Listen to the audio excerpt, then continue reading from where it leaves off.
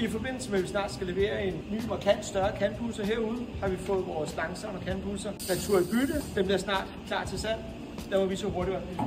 Vi har en moderne styring, hvor vi kan vælge mellem, hvilke slibeaggregater vi skal bruge. Elektronisk op og ned. Vi har henholdsvis 3 slibstationer. Den grove indløbsslibstation med en stålværelse.